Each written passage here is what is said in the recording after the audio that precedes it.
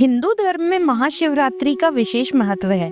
इस दिन भगवान शिव और माता पार्वती जी का आशीर्वाद पाने के लिए भक्तगण विधिवत पूजा अर्चना करते हैं।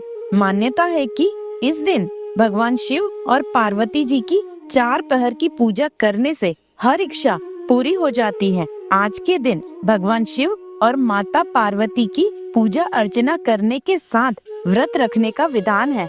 फाल्गुन मास की महाशिवरात्रि पर शिव जी की पूजा करने से हर तरह के पापों से मुक्ति मिल जाती है और सुख समृद्धि की प्राप्ति होती है। शिव पुराण के अनुसार महाशिवरात्रि का व्रत करने के साथ मंत्र चालीसा के साथ इस कथा को अवश्य पढ़ना अथवा सुनना चाहिए। इसके बिना व्रत अधूरा है। महाशिवरात्रि व्रत कथा। एक बार चित्रभानु नामक एक शिकारी था।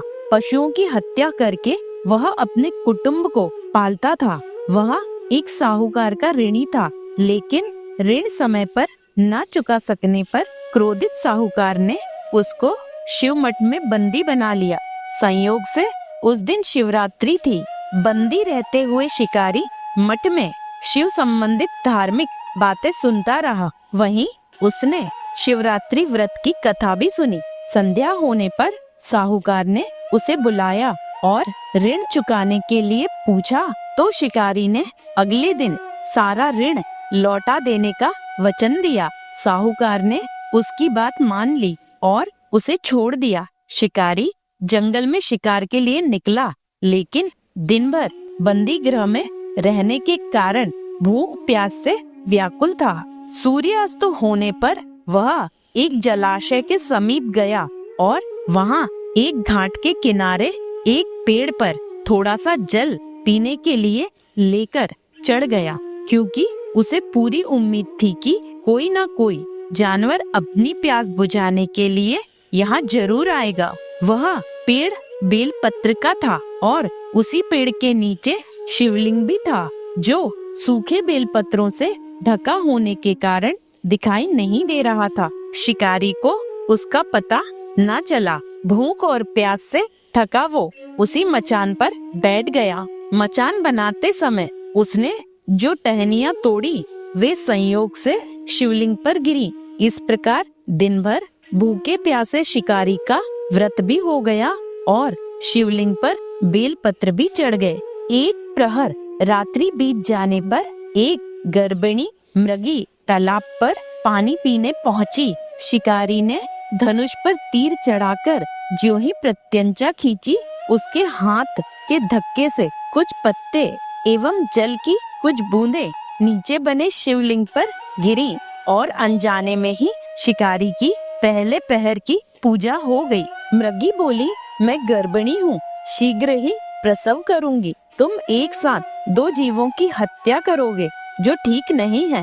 मैं बच्चे को जन्म देकर शीघ्र ही तुम्हारे समक्ष प्रस्तुत हो जाऊंगी, तब मार लेना। शिकारी ने प्रत्यंचा ढीली कर दी और मृगी जंगली झाड़ियों में लुप्त हो गई। कुछ ही देर बाद एक और मृगी उधर से निकली। शिकारी की प्रसन्नता का ठिकाना न रहा। समीप आने पर उसने धनुष पर बाण चढ़ाया। कुछ बेलपत्र नीचे शिवलिंग पर जा गिरे और अनायास ही शिकारी की दूसरे पहर की पूजा भी हो गई। तब उसे देख मृगी ने विनम्रता पूर्वक निवेदन किया कि मैं थोड़ी देर पहले ऋतु धर्म से निवृत्त हुई हूँ, कामातुर विरहिणी हूँ, अपने प्रिय की खोज में भटक रही हूँ। मैं अपने पति से मिलकर शीघ्र ही तुम्हारे पास आ जाऊंगी। शिकारी ने उसे भी जाने दिया। 2 बार शिकार को खोकर वह चिंता में पड़ गया। रात्रि का आखिरी प्रहर बीत रहा था। तभी एक अन्य मृगी अपने बच्चों के साथ उधर से निकली। शिकारी धनुष पर तीर चढ़ाकर छोड़ने ही वाला था कि मृगी बोली, मैं इन बच्चों को इनके पिता के हवाले करके लौट आऊंगी। इस समय मुझे मत मारो। शिकारी हंसा और बोला, सामने आए शिकार को छोड़ दूं? मैं ऐसा मूर्ख नहीं हूँ। इससे पहले मैं 2 बार अपना शिकार खो चुका हूँ। मेरे बच्चे भूख प्यास से तड़प रहे होंगे। उत्तर में मृगी ने फिर कहा, जैसे तुम्हें अपने बच्चों की ममता सता रही है, ठीक वैसे ही मुझे भी इनकी फिक्र है। इसलिए सिर्फ बच्चों के नाम पर मैं थोड़ी देर के लिए जीवन दान मांग रही हूँ। मेरा विश्वास करो, मैं इन्हें इनके पिता के पास छोड़कर तुरंत लौटने की प्रतिज्ञा करती हूँ। मृगी का दीन स्वर सुनकर शिकारी को उस पर दया आ गई। उसने उस मृगी को भी जाने दिया। शिकार के अभाव में बेलपत्र वृक्ष पर बैठा शिकारी बेलपत्र तोड़ तोड़कर नीचे फेंकता जा रहा था। उसकी तीसरे प्रहर की पूजा भी स्वतः ही संपन्न हो गई। पौ फटने को हुई तो एक हष्ट पुष्ट मृग उसी रास्ते पर आया। शिकारी ने सोच लिया कि इसका शिकार वह अवश्य करेगा। शिकारी की तनी प्रत्यंचा देखकर मृग विनीत स्वर में बोला, भाई, यदि तुमने मुझसे पूर्व आने वाली 3 मृगियों तथा छोटे छोटे बच्चों को मार डाला है तो मुझे भी मारने में विलंब ना करो, ताकि मुझे उनके वियोग में एक क्षण भी दुख ना सहना पड़े।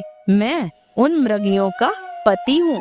यदि तुमने उन्हें जीवन दान दिया है तो मुझे भी कुछ क्षण का जीवन देने की कृपा करें। मैं उनसे मिलकर तुम्हारे समक्ष उपस्थित हो जाऊंगा। मृग की बात सुनकर शिकारी ने सारी कथा मृग को सुना दी। तब मृग ने कहा, मेरी तीनों पत्नियां जिस प्रकार प्रतिज्ञाबद्ध होकर गई हैं, वे मेरी मृत्यु से अपने धर्म का पालन नहीं कर पाएंगी। अतः जैसे तुमने उन्हें विश्वास पात्र मानकर छोड़ा है, वैसे ही मुझे भी जाने दो। मैं उनके साथ तुम्हारे सामने शीघ्र ही उपस्थित होता हूँ। उपवास, रात्रि जागरण तथा शिवलिंग पर बेलपत्र चढ़ने से शिकारी का हिंसक हृदय निर्मल हो गया था। उसमें भगवत शक्ति का वास हो गया था। उसके हाथ से धनुष तथा बाण छूट गया और उसने मृग को जाने दिया। थोड़ी ही देर बाद वह मृग सपरिवार शिकारी के समक्ष उपस्थित हो गया ताकि वह उनका शिकार कर सके। किंतु जंगली पशुओं की ऐसी सत्यता, सात्विकता एवं सामूहिक प्रेम भावना देखकर शिकारी को बड़ी ग्लानि हुई। उसके नेत्रों से आंसुओं की झड़ी लग गई। उस मृग परिवार को ना मारकर शिकारी ने अपने कठोर हृदय को जीव हिंसा से हटा सदा के लिए कोमल एवं दयालु बना लिया। देवलोक से समस्त देव समाज भी इस घटना को देख रहे थे। उसके ऐसा करने पर भगवान शंकर ने प्रसन्न होकर तत्काल उसे अपने दिव्य स्वरूप का दर्शन कराया तथा उसे सुख समृद्धि का वरदान देकर गुहु नाम प्रदान किया। यही वह गुहु था जिसके साथ भगवान श्री राम ने मित्रता की थी।